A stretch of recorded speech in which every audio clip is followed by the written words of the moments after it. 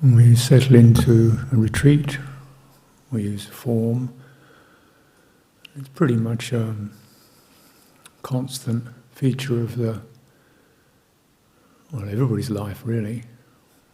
Routines, systems, days, hours, these conventions carved out of just mutable process. But obviously in monastic life those forms are quite clearly established, chanting, sitting, quiet, meal, chores, set pieces. And of course that can be boring or restricting if you look at it that way. It's not really what's in the form so much as the fact of having bookmarks or reference points. Kind of you settle into. Sometimes they're not fantastically wonderful, they're just okay. The idea is they're okay. They're not cruel, they're not wonderful, they're just okay. Markers, like the numbers on a clock. In that sense. And the steadying effect of that, because the point of doing it is to get that sense of just normalize. Okay, that's where we are. That's where I am now, this time, in this particular structure for now. And we'll see. So you normalize. Doesn't have to be good, doesn't have to be bad, doesn't have to be anything really, just normalize, and you can see what your mind makes out of it. And you learn something. Like something really strict, precise, or humdrum, or dutiful, or obliged, or look what your mind makes out of just these numbers. Witnessing that, and the kind of the accumulations that occur around that. In meditation, another form, we sit still, we walk up and down, try to find a path that's more or less the same, normalize. Your path, I like more sun. Okay, I'm going to say, I like a bit more shade. And just normalize, okay? Path. It's called emptying. Let go of the details the mind puts on things, just go to the overarching norm. All this, this is monastery, this is routine, this is day, this is sitting, this is walking. It's got an emptying of the details, the diversifications, the comparisons, critiques, good, bad. There's emptying that where the mind agitates, pushes, pulls, resists, favours. This emptying is a kind of process of going to the big overarching feature. When we sit, sitting is called sitting. Just sit, whole body sits. And there's discomfort here, and this is that, and the whole body is sitting. Go to that. And within that, the varying fluctuations of feeling and the whole body, the energies, the whole body is sitting. Stay connected to the whole body.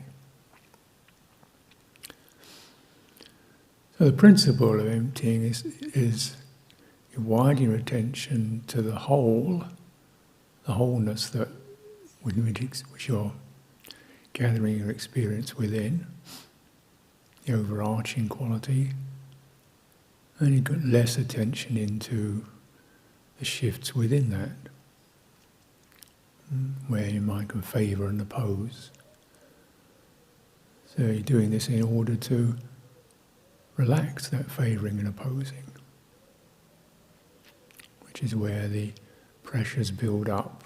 Those pressures build up, the particular ways in which favouring, opposing occurs, creates me. Favouring and opposing creates me. My style, my pattern. No. Do we need that?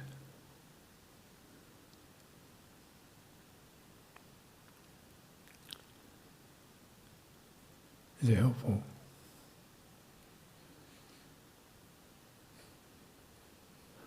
It's upekkha, equanimity, wide span.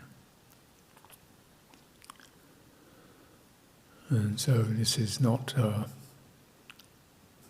realize that there is a quality that's being encouraged in an involuntary way.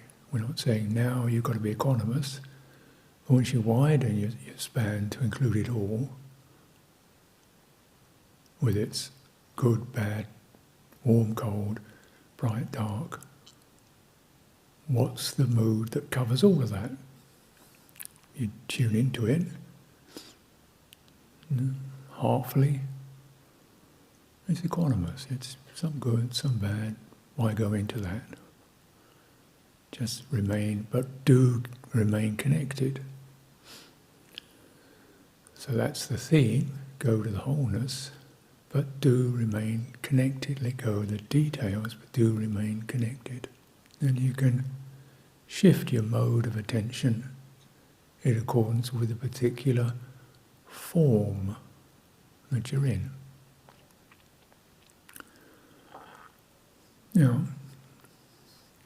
So one of the things I found myself appreciating over the years is chanting in a group. And it's a good practice, because within that you can look at you can experience all the kind of qualities that tell you how the asava, the outflows of becoming, which cause the lake to be stirred, how they're happening. There's not wanting to do it in the first place. So that creates a kind of, okay. And then it's trying to get it right. That creates tension, pushing. And then there's comparing yourself with others. That creates more problem. And then there's the trying to sort it all out. Creates more problem. Then criticizing others, more problem. And eventually it's just chanting. And it's a lovely exercise, because in that you really get a sense of what your attention has to do. Widen, include the whole group, listen, put your bit into it.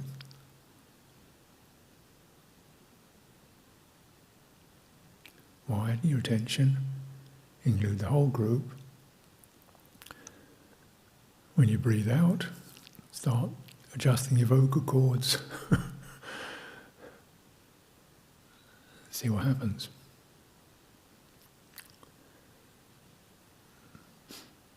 So one may not feel, I've got to learn this strange Pali language. Well, that'll happen by itself, the way you learn your own language. You didn't go to school to learn it to speak, you learned it from listening, including the voices of others, and putting your bit in, right?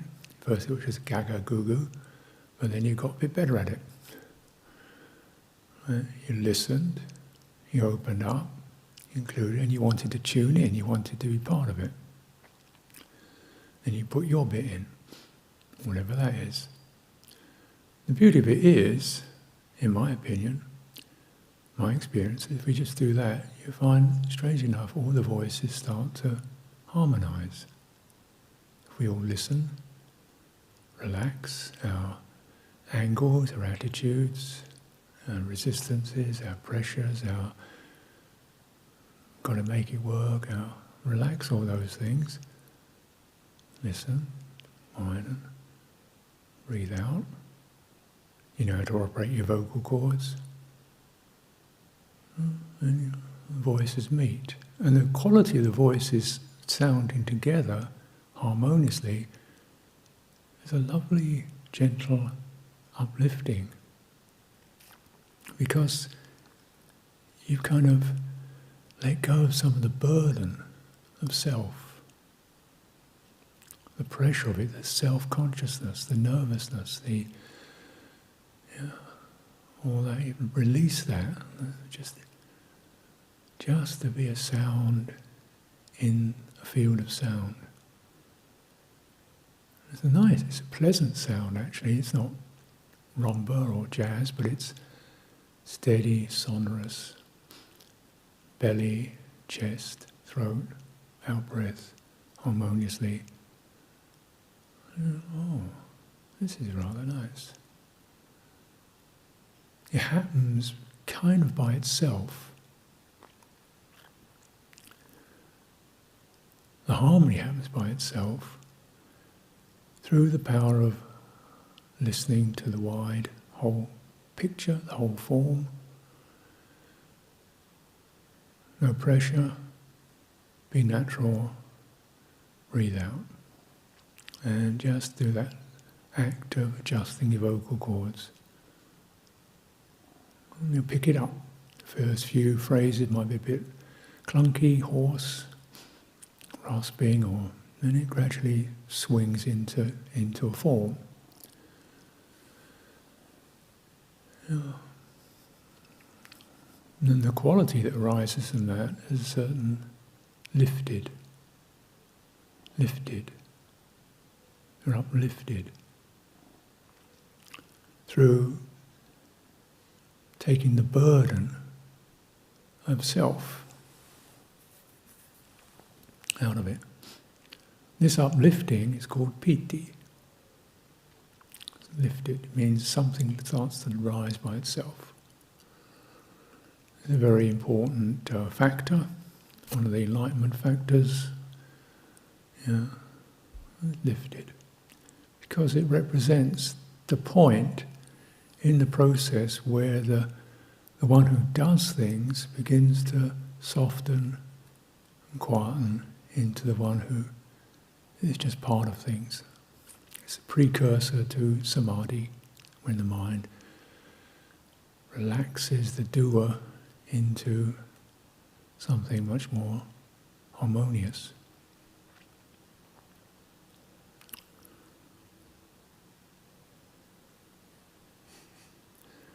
Now, and you can, various things you can do with chanting. You've got to belt it out. Make sure everybody gets it right, so you belt it out. Not quite right. It's a subtle thing whereby maybe somebody is just leading. So you get a little bit of a leading intention there. A leading intention. It's not pushing, it's just guiding. Here's the sound. Laying it down, you tune in. You should always be able to hear everybody or the whole field. That's considered, I find that's what I call harmonious chanting. And rumbles and the different tonalities, but it's human chanting. Then you pick up the mode of attention and the mode of intention, which are extremely significant features of how we operate. And by and large, in our lives, our intention, our do-it, is tethered to various forms of performance, acquisition, achievement, speed, urgency, competition, standard social model. People will actually drive themselves to stress without barely even noticing it, just normal. Stress out, normal. Athletes rip their bodies apart, normal. Knees wrecked at the age of 26, good, normal.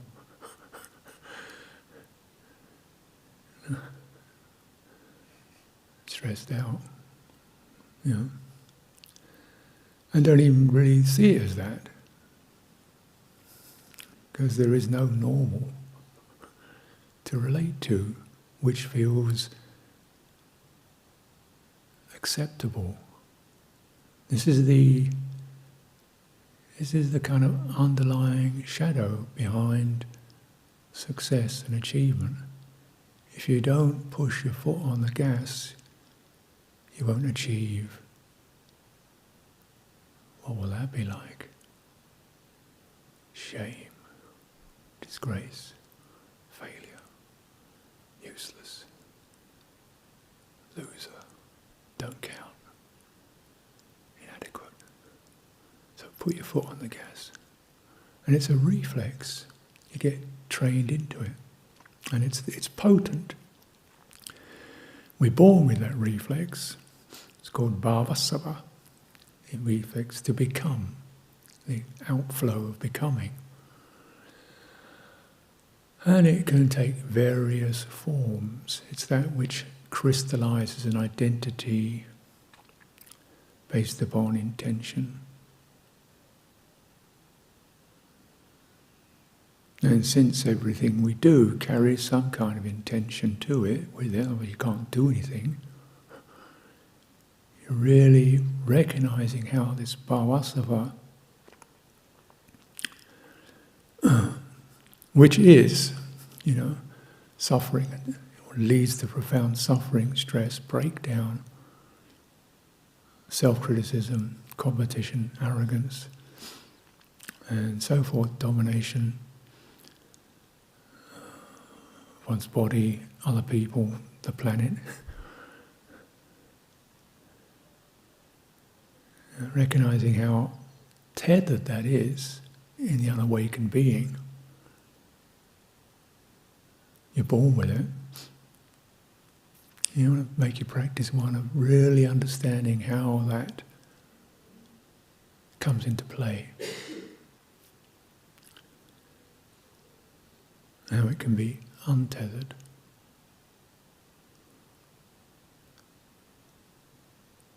Because for sure, how did the Buddha do anything? He seemed to have walked and talked and put a good amount of effort into doing. He must have had some intention. He wasn't sitting there like a turnip. So clearly there was some kind of motivation there. So is that becoming? Is that...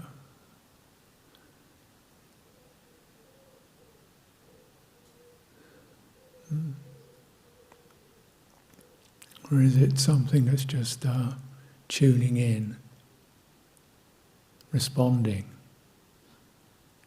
The Buddha teaches out of anukampa, sympathy, just the sympathetic resonance with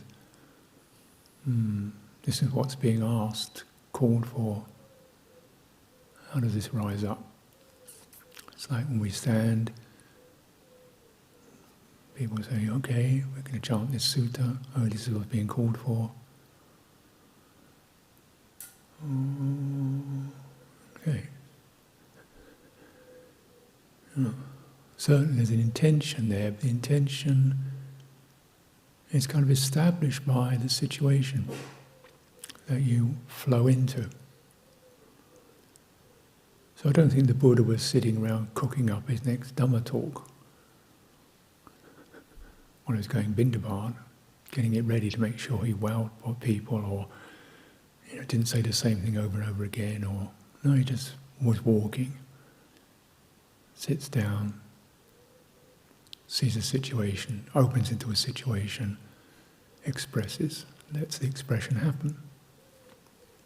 The intention is much more the intention of compassion, sympathy, resonance, whole picture. What's resonant, what's sympathetic with that.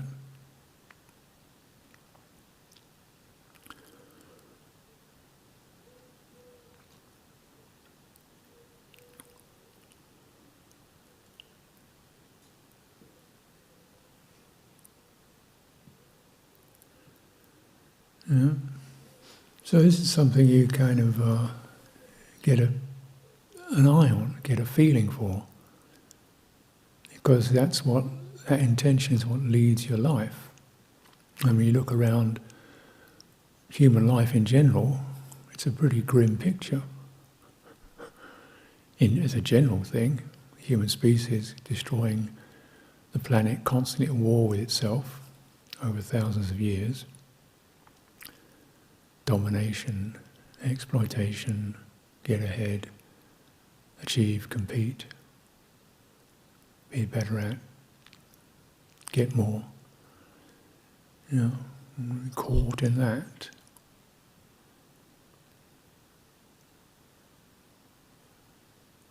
And if we just really, open to the big picture, which is so clearly obvious, and we live in harmony with each other, and we live in harmony with the planet, big picture, you resonate and think, let's moderate, let me share, reduce my needs, demands, self-importance, relax it. And how do you do that? Without feeling you're suppressing yourself, throttling yourself, choking yourself, not living a fulfilled life. You cultivate the qualities of metta, karuna, mudita, upekkha. Fills you up. Feel very glad. Pick up the qualities of conscience and concern. Fills you up. You feel very rich. Breathe in and out. Feel very satisfied. Yeah. Feeling the energy run through your body. Feeling the no pressure quality of it. You have to plan the next breath. It doesn't have to be a good one or the best one. You have to get it right. And you've got to really consider these things when you cultivate any form, including meditation form.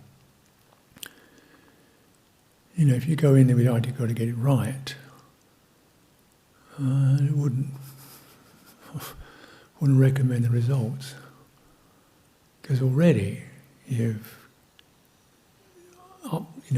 upshifted intention. And your attention will then constrict around getting that thing that you want or you expect or you wish for. So there's a constricted attention, driven attention, you get tight. I must be concentrated. Yeah, I think it is, but is it samma samadhi, right? Concentration associated with gladness, ease, uplifted quality? Or is it something that's going to produce stress, pressure? You get the whole picture, whole body. Use that form.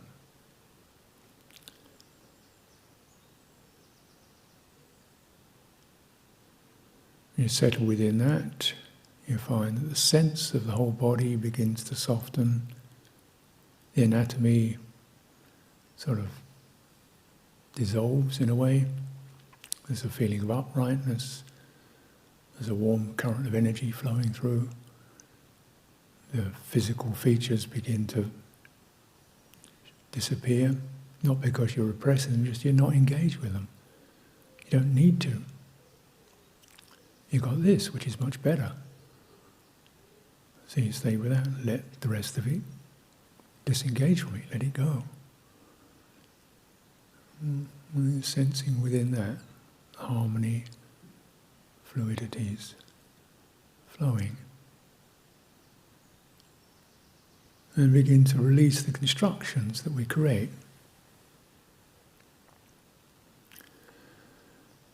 Including the idea that breaths begin and end. They arise and subside is the language. There's the coolness, a stillness, and of which the in-breath arises. That stillness is not dead. It's vibrant. If you listen to it, connect to all of it. Connect to all of it. That's the rule. Does it end, or does it just subside into non-differentiated quality? And then arises again into something more distinctive. Inhalation, exhalation.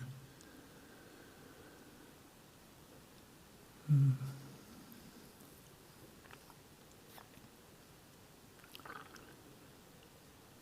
then pick up the sign.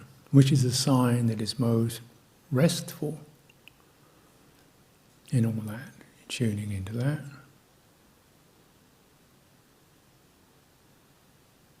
Well, the quality of restfulness, ease, covers all of it. So you leave aside the distinctions, and the sense of ease becomes the dominant characteristic you pick up. Because gradually the differentiations, because you're not giving them attention, begin to fade out. You're just in something easeful, which is bright. It's not stagnant. This emptying, differentiation. Sunyata, emptying, zero. And this is a piece to acknowledge in one's language, because one of the great qualities that India gave us was nothing. India brought nothing into the world, and this is the great nothing. It became sunya, which through Arabic became zero. The Arabic forms from Indian sunya became zero. So it's, who wants a zero? Zero is boring, flat, dead. No, it's not. It's all full of undifferentiated potency, just there.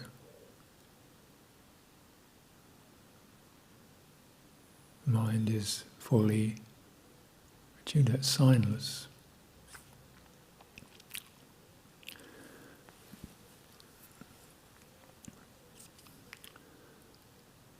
Now, as soon as one says anything, really, it immediately becomes something we have to have. Right, I don't get that.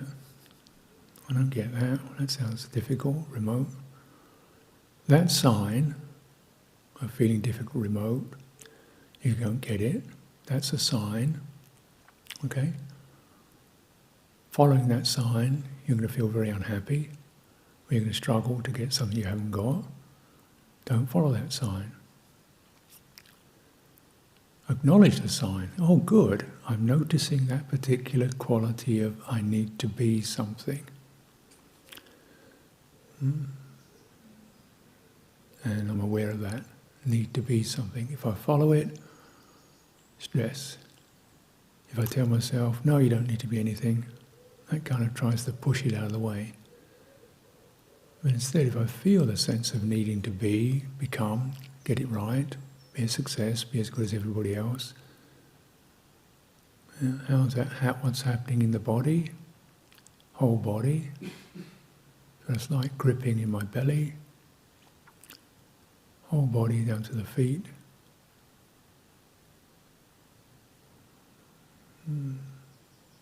That's called emptying. You're doing it. And once you go to the whole picture, the differentiations, rather like opening out a folded up sheet. And the Buddha likened it to tethering a bull's hide, the hide of a bull, which is all crinkled up, and you unwrap it, stretch it out, it becomes flat, featureless. So this is the widening quality of attention, whole body, and that nervous, disgruntled or feverish intention widening, be equanimous towards that. This is what sentient creatures do. We crinkle, we tighten, urgency, fear. Got to belong to the group, got to be on board with everybody else. No, you are on board with everybody else already. We all do this. Let's be compassionate around that, or recognize that. Whole body breathing in, or whatever it's doing. These things happen. Bhavasava, to see it, to acknowledge it, to sense it, and to widen beyond that. Push. And how do you do that? Well, it's this is what bodies are for, really. Because although it seems it's a mental occurrence, you could say it's a citta occurrence, using the form of the body, that's what form is for. It's the whole form of the entire form that you're in, bodily form, and then you realise that particular tensing up within that is not fed, because now you're opening to the whole thing. So the tensing up, having a position within it, releases, because you're not within it. You're holding the whole thing.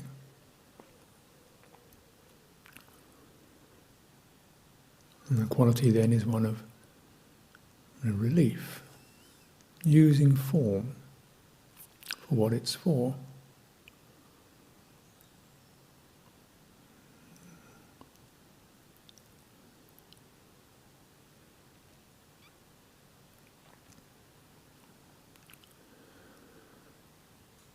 So that tightening up of intention within a form, when it becomes compulsive,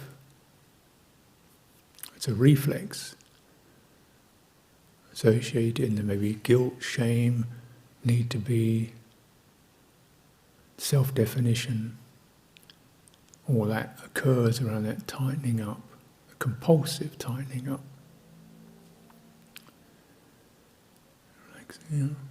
Widening, whole form.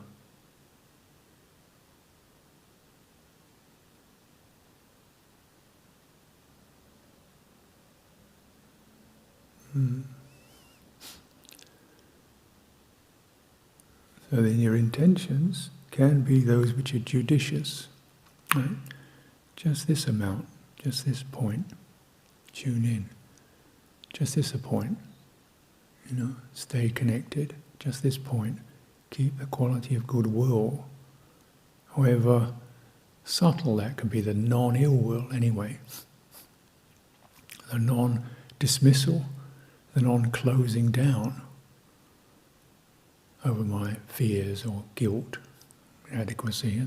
Close it down, say, oh, there's that. And equanimity arises. Like this, it's sentient. This is sentiency doing what it does. This is the human condition doing what it does. So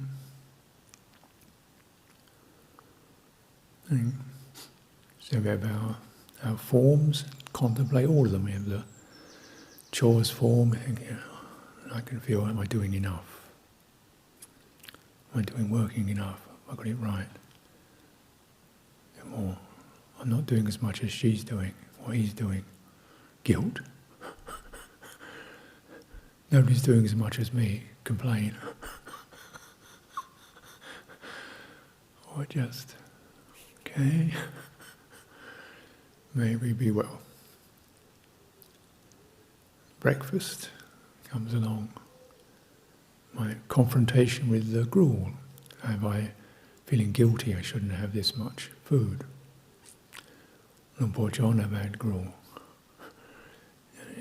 So stop, just here it is. Have I worked hard enough for this? Stop, stop, stop. Here it is. In these compulsive reflexes.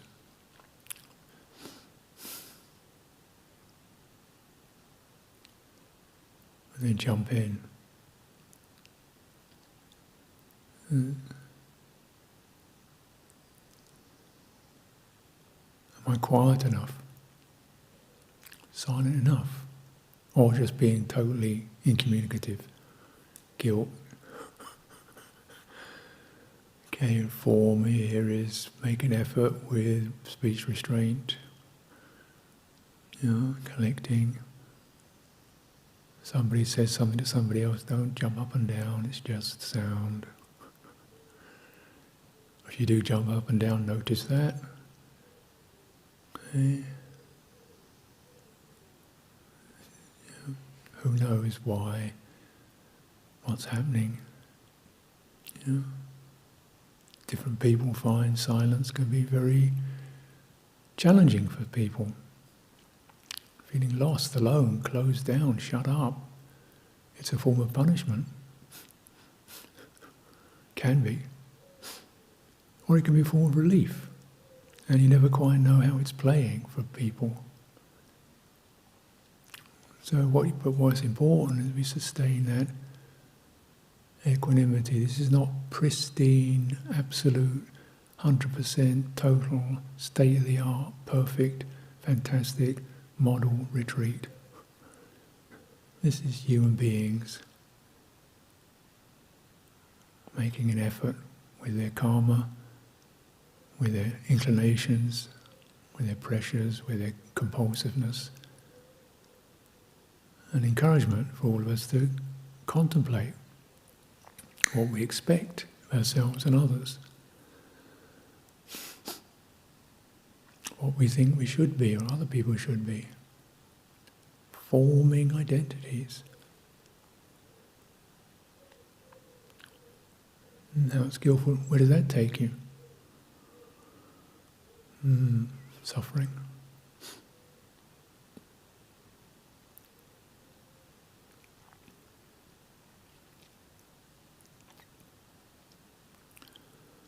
This is sank life, isn't it? Everybody's different. It's like going, this one's this one's that. His voice is terrible. He doesn't shave often enough. She's always late. You can just go, this is Sangha. Contemplate that form. Rather than all the little details that you can make out of it. This is Sangha.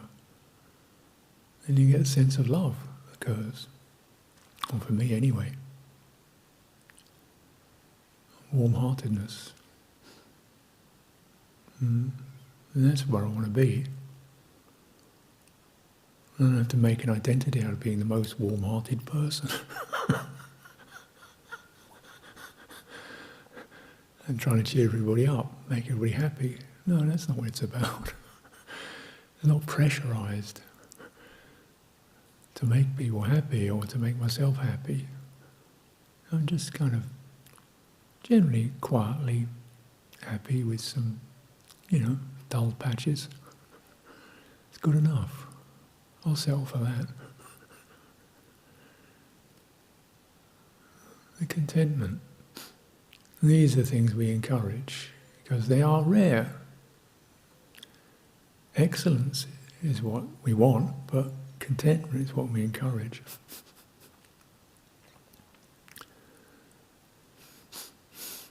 And notice that capacity we have to widen or contract our attention. So you're doing walking meditation, you get very much, what's that form? And walking, there has to be a path. You have to walk through something, so you keep your awareness over the whole form, which is the path beneath you, the space around you. Right? So you're not walking across somebody else's path. People can get so oblivious doing walking meditation, it's kind of pressing up against each other, The whole thing is the walking, the path, the space around you, in front of you, behind you, above you. Right? That's the whole. All that's required. There was no space you couldn't walk, no path you couldn't walk. So it's all part of it. Awareness over all of that, and then just set the intention to walk, move along, and feel the flow of the body. What you designate as body, which is really just bodily factors arising. Your sense, visual sense of there's a periphery, around you, the temperature, and mental inclinations. Within that, just the sense of a body moving along. What gives you that impression? Various energies shifting, sensations shifting. You're staying with that. Stay with that and keep noticing where you start to want to pick up and you want a detail in this or a detail in that, or you find fault with the path isn't straight enough or isn't long enough or isn't something enough.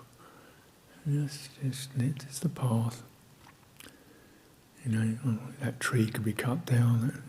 She's walking across my field, visual field. No, just put that down. Just little details we can find ourselves bunching up over or getting psyched up about.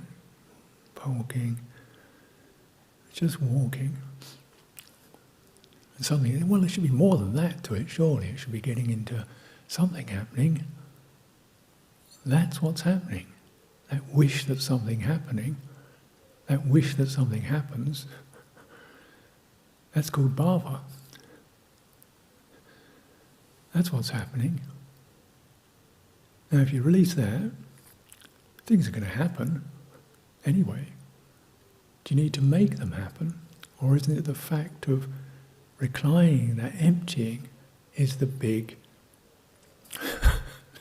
non-event that we're looking for? Or encouraged to, just that relaxation out of that urge to make something happen. And what occurs when that? Some relief occurs. Peacefulness occurs.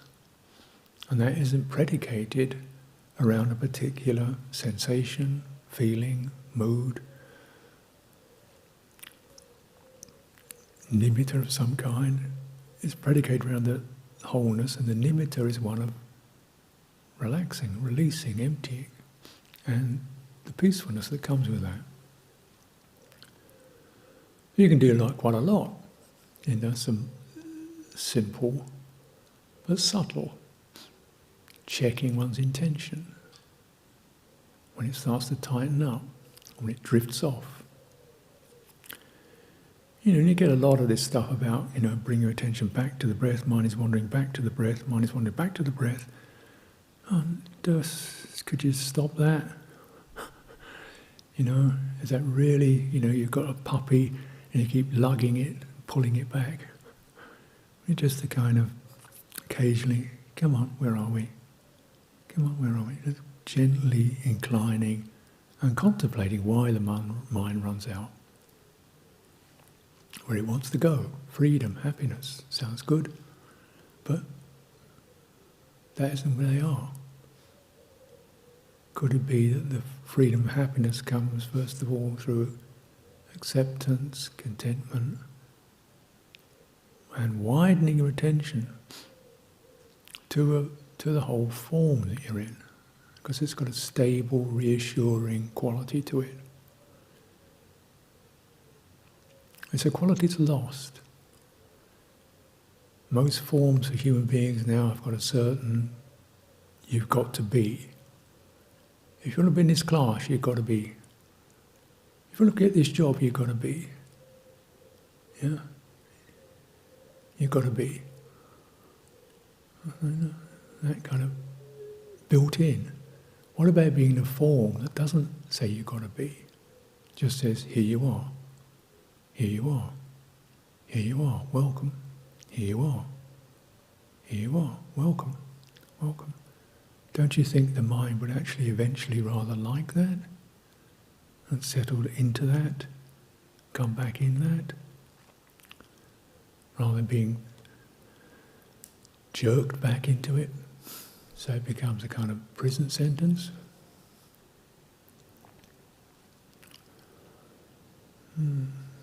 So this spreading qualities of sympathy over the whole field, keep your attention on the form, relax your, or steady your intention to sustain the form, stay tuned in, and see what arises.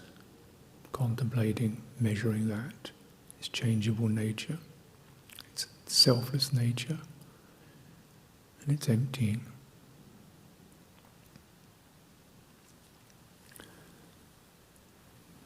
So let's take some time for direct practice.